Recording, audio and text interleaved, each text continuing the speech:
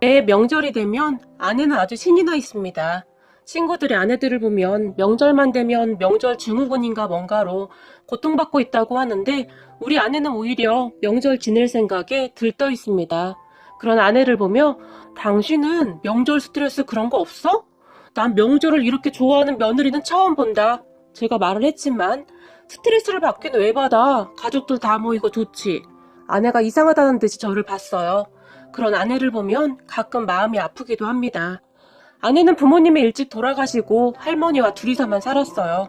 그래서 명절이 되어도 집에 누가 올 사람도 없었고 음식을 할 필요도 없어서 명절 음식 그런 것도 제대로 못 먹어봤다고 했어요. 거기다 어려웠으니 부모님 제사 음식도 정말 간단하게 준비를 했다고 했으니까요. 언젠가 한 번은 명절에 전을 부치다 말고 어머님, 저 어릴 때 말이에요. 이 동그랑땡이 그렇게 먹고 싶었어요. 명절에 TV를 보면 항상 동그랑땡이 나오는데 그렇게 맛있어 보일 수가 없었어요. 아내가 그저 해맑게 말을 했는데요. 아내의 말을 듣던 우리 어머니의 눈시울이 붉어지기도 했어요. 그런 어머니를 보며 어머님, 제가 또 뭐 실수한 거예요? 저는 그냥 말한 건데. 아내가 미안해하기까지 했고 말이죠. 아내는 참 외롭게 자랐다고 했어요. 그래서 그런지 북적북적한 것을 그렇게 좋아할 수가 없었어요. 우리 어머니와 아내는 서로를 끔찍히도 챙기고 사랑하는 사이랍니다. 우리 어머니는 아들인 저보다 아내를 더 챙길 정도니까요. 만약 우리가 이혼을 하게 되더라도 우리 어머니는 아내를 먼저 챙기지 않을까 싶을 정도라면 아마도 이해하기가 조금 더 쉬울 것 같네요. 우리 어머니는 평소에 봉사활동을 많이 하는 편인데요. 봉사활동을 하다가 아내와 처음으로 만나게 되었다고 했어요. 그때 아내가 초등학교 5학년쯤 되었을 때라고 했는데 동사무소 직원의 도움으로 처음 아내가 살던 집에 방문을 했다고 합니다. 어머니 말로는 그때 그 집안에 들어섰는데 연세가 많은 할머니와 아내가 있었다고 하는데 아내의 눈이 어찌나 똘망똘망 하던지 그 눈동자가 잊혀지지가 않아서 그렇게 자주 찾아갔다고 했으니까요. 집에 돌아왔는데도 그 눈동자가 그렇게 잊혀지지가 않더래요. 그래서 음식도 만들어서 가져다주고 청소도 해주고 그렇게 아내를 챙기기 시작했는데요. 그 뒤부터 아내를 마치 딸처럼 챙기기 시작했다고 했어요. 아내가 가장 감동받았던 것이 초등학교 졸업식이었는데요. 아내는 학교에서 하는 모든 행사 중에 부모님을 모시고 가야 하는 그런 행사가 그렇게 싫을 수가 없었대요. 할머니가 창피한 것은 아니었지만 엄마 아빠 손을 붙잡고 오는 아이들이 그렇게 부러웠다고 했으니까요. 그런데 우리 어머니를 만나고부터는 학교에서 하는 대부분의 행사를 우리 어머니가 대신 참석해줬다고 했어요. 그랬기에 아내가 기억하는 최고의 추억은 졸업식이었는데요. 내가 교실에 앉아있는데 친구들 엄마 아빠가 꽃을 들고 막 들어오는데 난 고개만 푹 숙이고 있었거든. 그런데 어머님이 꽃을 하나를 안고는 우리 할머니와 같이 교실 안으로 들어왔어. 그때 내가 얼마나 행복했는 줄 알아? 세상에서 제일 행복했어. 거기다가 어머님이 할머니와 나를 데리고 가서 맛있는 음식도 사줬는데 그때 먹은 짜장면과 탕수육이 세상에서 제일 맛있었어.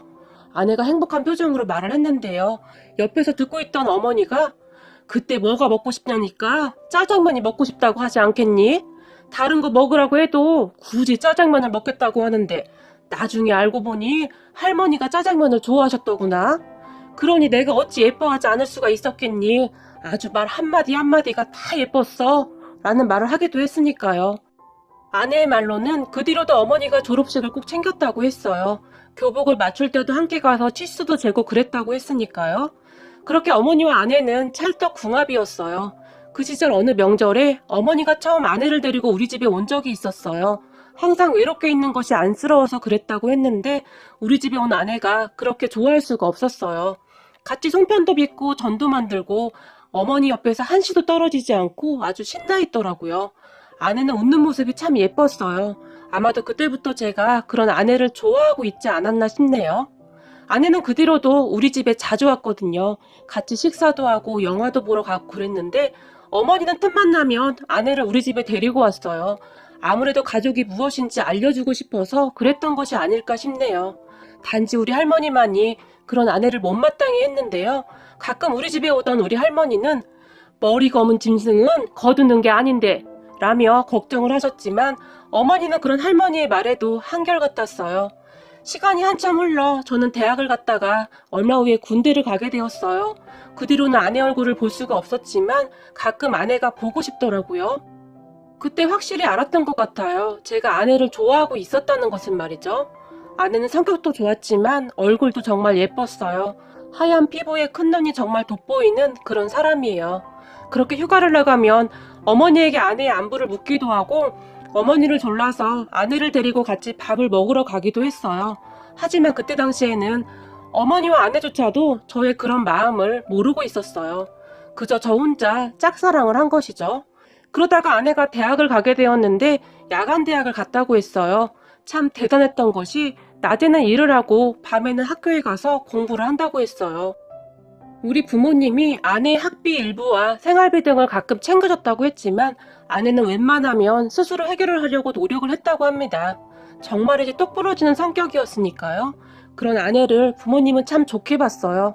아내는 대학을 간 뒤에도 명절에는 꼭 우리 집에 왔어요. 그렇게 한참을 놀다가 가기도 했는데 아내가 집에 돌아갈 때면 어머니는 음식을 잔뜩 싸서 주기도 했어요. 이거 할머님이 좋아하는 음식들로 챙겼어. 가서 할머님 챙겨드려? 같이 오시면 좋을 텐데 우리 불편할까봐 안 오시는 것 같구나 라고 말을 하면서요. 그러면 아내는 그렇게 좋아할 수가 없었어요. 그리고 저는 아내를 집까지 데려다 줬고 말이죠. 우리 어머니 입에서 짐도 있는데 네가 집까지 데려다 주거라 라는 말이 그렇게 반가울 수가 없었어요. 그렇게 아내와 저는 조금씩 가까워졌는데 그때쯤 아내도 제 마음을 조금씩 눈치를 채고 있었던 것 같은데 왠지 저를 밀어내는 그런 느낌이었어요. 그러다 어느 날 아내가 대학을 졸업하고 제가 어렵게 사귀자고 말을 했었는데 저는 그냥 오빠 동생 사이로 지내는 게 좋을 것 같아요. 괜히 불편해지기 싫어요. 아내는 딱 잘라서 거절을 했어요. 그런 아내의 말에 저는 마음을 접을 수밖에 없었는데요. 마음이 그렇게 쓰리고 아프더라고요. 그러다 어느 날 아내 할머니가 건강이 안 좋아져서 어머니가 우리 집에 당분간 모시기로 했던 모양이에요. 그때쯤 아내도 취업을 해서 바빴거든요. 어느 날 아내가 저 돈 벌어야 하는데 할머니가 편찮으셔서 걱정이에요. 제가 빨리 자리를 잡아야지 할머니 호강시켜 드릴 텐데 이제 막 취업했는데 회사를 관둘 수도 없고요. 울먹이며 우리 어머니에게 말을 한 듯 했어요. 처음에는 안 오시겠다는 것을 어머니가 모시고 온 모양인데 아내 할머니는 굉장히 미안해 하셨어요. 그렇게 아내도 우리 집에 더욱 자주 오게 되었는데요. 그러면서 서로 좀 더 가까워졌던 것 같아요.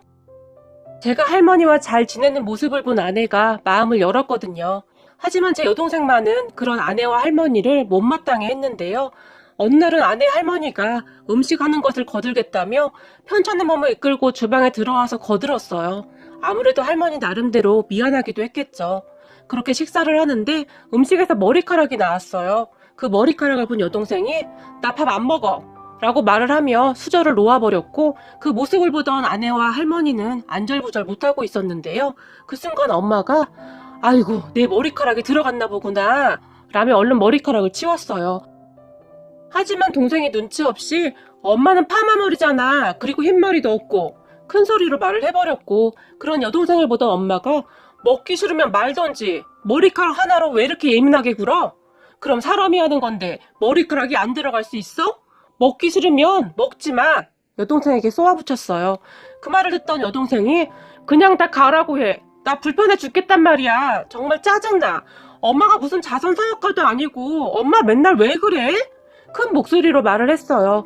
그런데 그 소리를 듣고 있던 엄마가 갑자기 여동생의 등짝을 내리쳐버렸어요. 그런 엄마의 행동에 여동생이 엄마는 왜 맨날 나만 가지고 그래? 왜 나만 싫어하냐고 소리를 질러댔고 엄마가 조용히 여동생을 보며 엄마가 너를 이렇게 키웠니?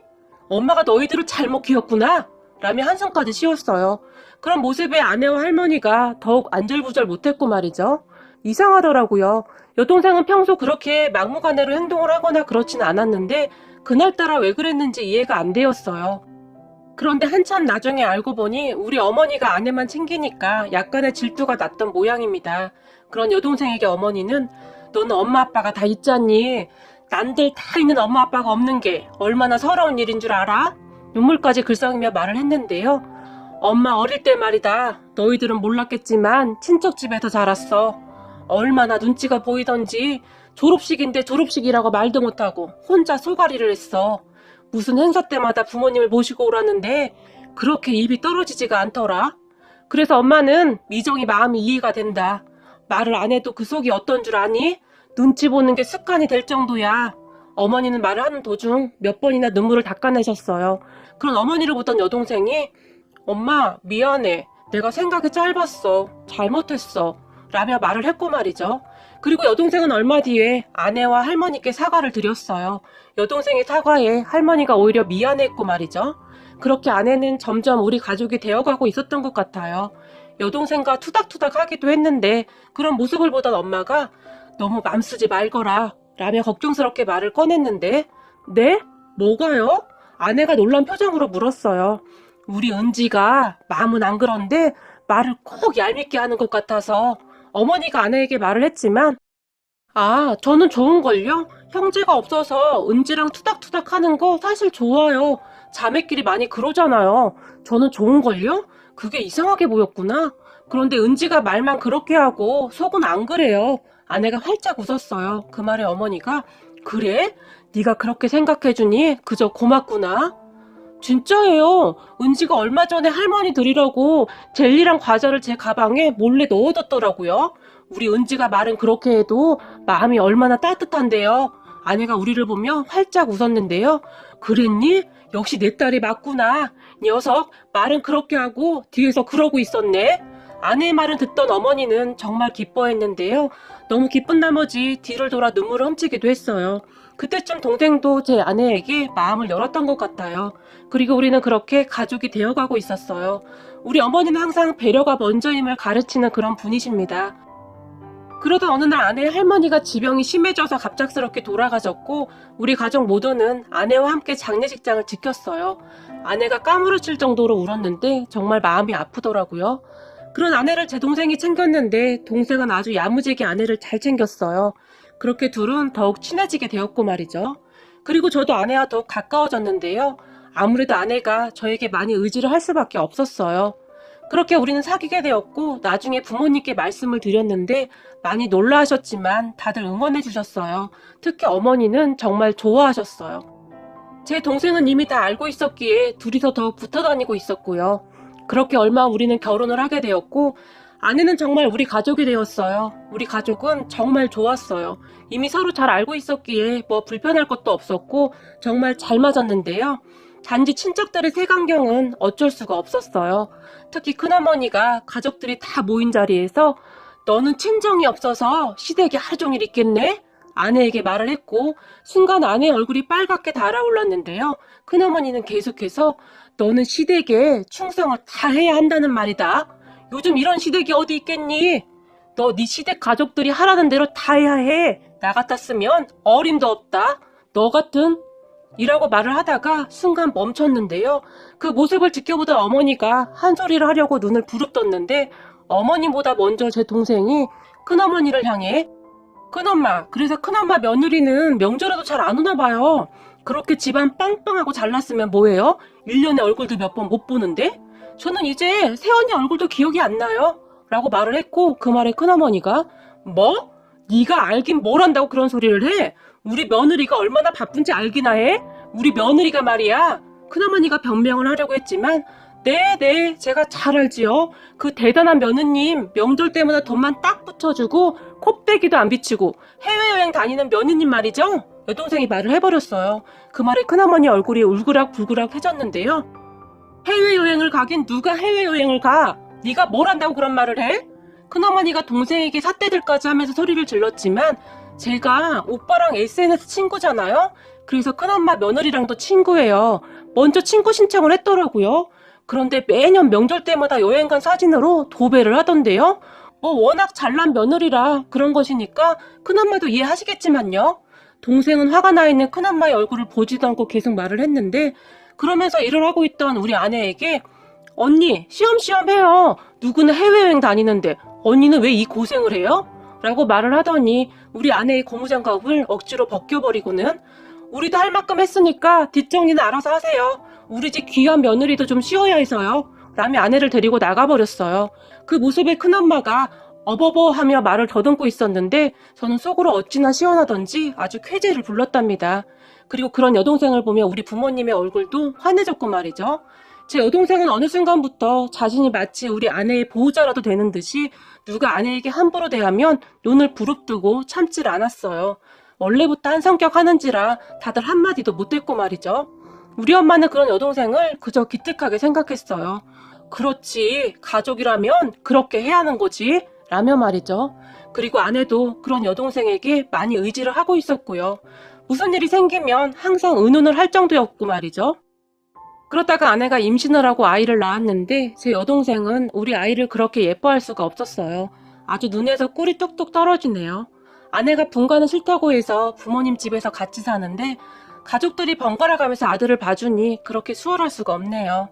아들이 태어나면서 집안 분위기가 또 달라졌는데요.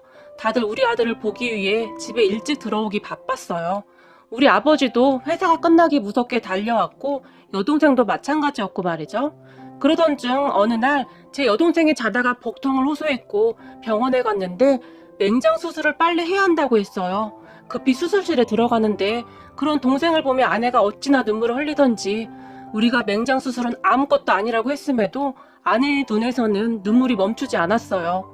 그리고 수술을 마치고 나온 동생을 끌어안고는 어찌나 눈물을 또 흘리던지 말이죠.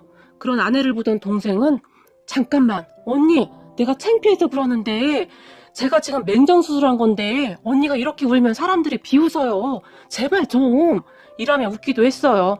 하지만 아내는 그런 동생을 보며 난 정말 무서웠어요. 아가씨가 우리 엄마 아빠처럼 그렇게 가버릴까봐 정말 무서웠어요.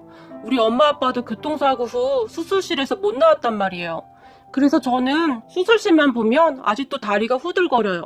라며 큰소리로 울어버렸어요.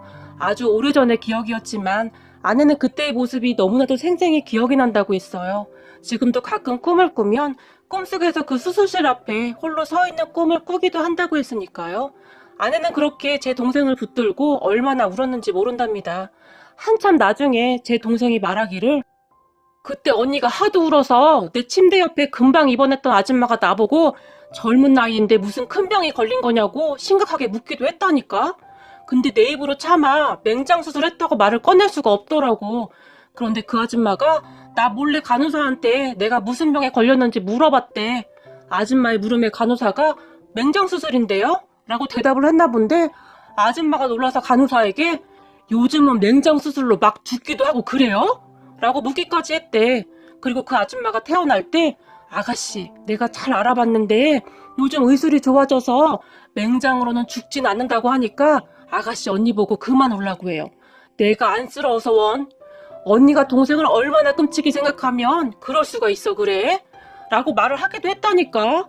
그래서 내가 새언니인데요? 라고 말을 했는데 에이구머니나 새언니가 신우이 맹장 수술했다고 그렇게 울어댄다고? 라고 말했다니까. 그런 동생의 말에 가족들이 박장대소를 했고 말이죠. 그리고는 한마디를 더 했는데 나는 이번에 확실히 알았어. 세상에서 나를 가장 사랑하는 사람은 언니밖에 없었어. 세상에나 이렇게 아름다운 신우이와 올케 사이가 어디 있겠어?